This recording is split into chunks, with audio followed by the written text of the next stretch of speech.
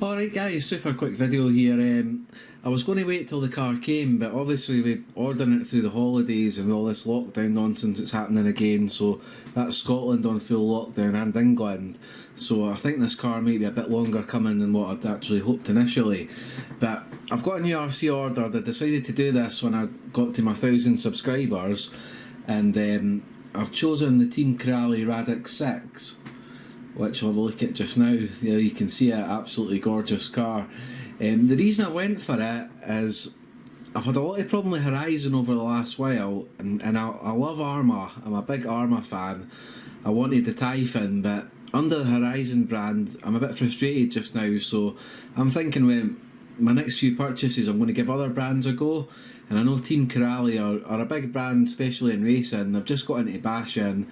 I left the V1s because I wanted to see how they kind of got on, and the V2s I've got quite a few upgrades that look quite impressive. And also with Horizon bumping the money of their cars up for like over £100, $100 or whatever it is roughly, these cars are a lot more value for money because they seem to have pretty much similar specs. And yeah, I just want to really give something else another go. So have a look at it just now. You can see generally the look of the thing's absolutely stunning. It's sort of more like race buggy spec. I think the Python is the same car with a different shell, if I'm pretty sure of that, but I like the forward cab on this one, and just everything about the look just really appeals to me. I don't really want to buy this car as an outright basher for doing jumps or that. I want something that, although it's a 6S car, I'll probably run it more on 4 and kind of set up tracks and kind of use it for that sort of kind of stuff. And possibly down the line, if this lockdown stuff ever calms down, I might even try and enter a few amateur races or something local if I can find them. So I think this would be a good starting point just for that sort of track orientated car. Before I go further into it though, there's one thing that's just that I've noticed that really I don't understand why they've done this.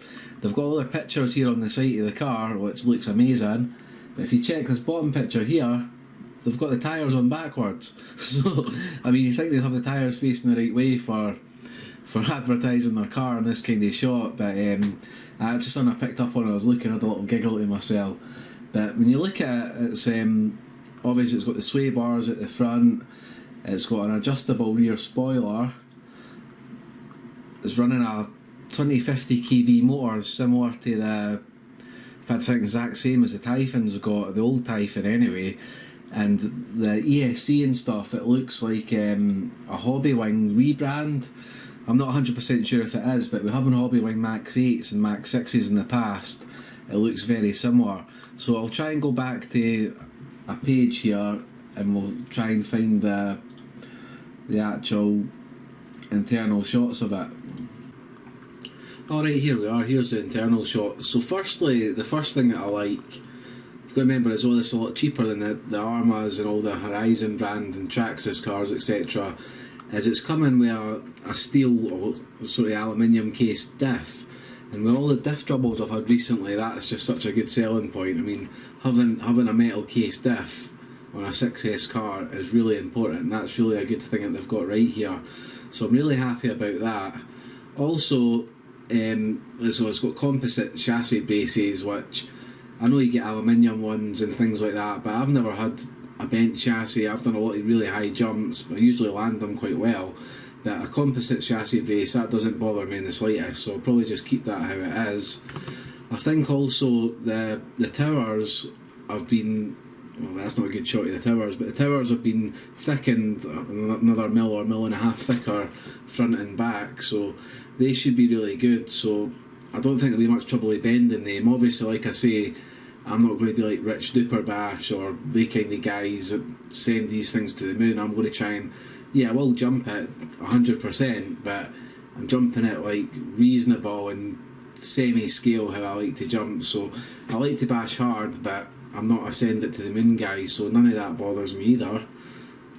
That leads me on to the new arms as well. So over the older model, you can see that they've been beefed up quite a bit, so hopefully there shouldn't be any snapping issues. I never actually heard really much issues with the original arms breaking, but the heavier made plastics on the arms the better, so that's another positive with this car. And you've got to remember, this car is still like £100 cheaper than like a Typhon or something, and you're still getting, you've got the full metal drivetrain, look like rubber sealed bearings on it too, like the new Armours I've got.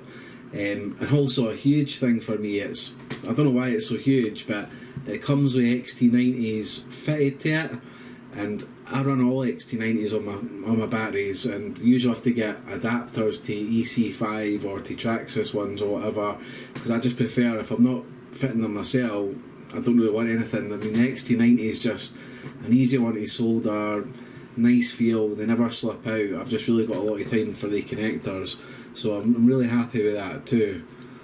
You can see as well what I spoke about with the adjustable rear spoiler, so if I do want to get this car and say not just do bashing, turn it into a speed car like you see people have done with Typhons or whatever, you've got the ability there to adjust your back spoiler for downforces and things. The shocks are all aluminium threaded, look like they've got aluminium tops as well, and I'd imagine with Team Corrali being a racing brand, these shocks are going to be very good.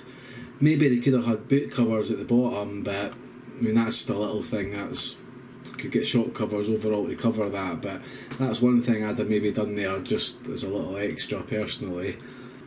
This is another thing as well, which I think's a good thing, is obviously you can get adjustable turnbuckles, what most cars have got, and you could probably buy them yourself as standards, but with being fixed hard plastic, when you're doing jumps and bashing, there's going to be less chance of them stripping out the threads and knocking your wheels off balance, so yeah, you're not going to get the full adjustability, but I think it's going to be a lot sturdier having hard connections onto the wheels there, so your cambers are going to stay exactly how you've got them set up. The tyres as well, they look good. I mean, it's one of the things that's hard to say. The tread pattern looks really good, but until you drive them yourself, you'll not really know. But for my old Typhon 3S that I had before, I've still got a set of Proline Badlands. So if they're not good, I can switch them over, because they're obviously 17mm hexes as well. And it just looks pretty much identical to an Arma setup with the pillar balls there, the CVDs at the front. I think it's got dog bones at the back. I can't remember if the Typhon had that or not, but it's not nothing that really concerns me being a problem.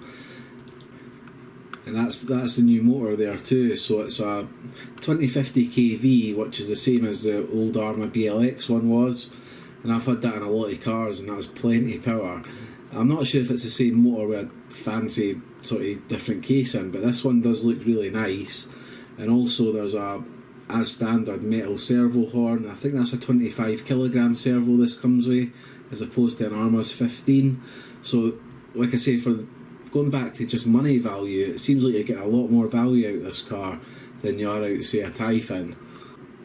Alright, and just the last thing I'll touch on just before I go with this quick video, like I say, it's not a review, it's just kind of reasons why I'm thinking this is a good choice over its competitors, is I couldn't get a really good shot of the ESC. I think it's called a Torx 185, but to me that looks very similar to my Hobbywing Max 8 I've got in my Hibeo, and if it is a Hobbywing, that's just even better bonus for me, because Hobbywing to me is the best brand when it comes to ESCs.